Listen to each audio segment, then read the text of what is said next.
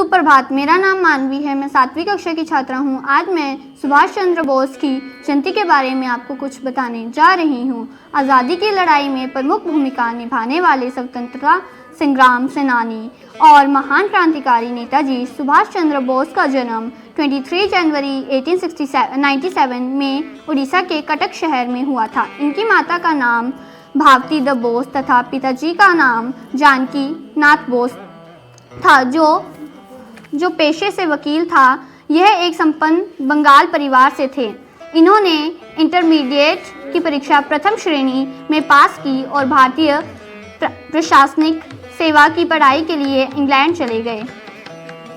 इस परीक्षा में चौथा स्थान हासिल कर भारत का मान बढ़ाया, पर आईएएस की परीक्षा उन्होंने अपने पिताजी के कहने पर यह परीक्षा पास की थी और कुछ ही समय के बाद उन्होंने वह छोड़ दी, क्योंकि वह अंग्रेजों की गुलामी नहीं कर सकते थे और भारत आकर आज़ादी की लड़ाई में कूद पड़े।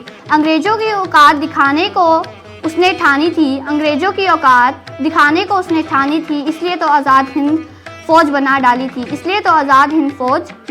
थी। इन्होंने आज़ाद हिंद फौज की स्थापना की और देशवासियों को दिल्ली चलो और जय हिंद का नारा दिया।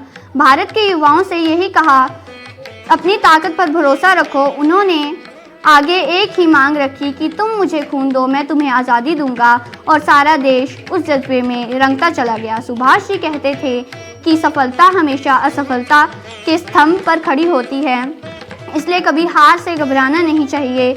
यह नेताजी की 127वीं जयंती है। इस खास दिन को पराक्रम दिवस के रूप में मनाया जाता है। सरकारी दस्तावेजों के अनुसार 18 अगस्त 1945 को जापान जाते समय एक विमान के क्रैश हो जाने से उस हादसे में उनकी मृत्यु हो गई। वे कहाँ गए, वे कहाँ रहे, ये धूमी लबी कहानी है। जिस दिन सुभाष ने वर्षा की मांगी कुर्बानी थी। धन्यवाद। जय हिंद, जय भारत।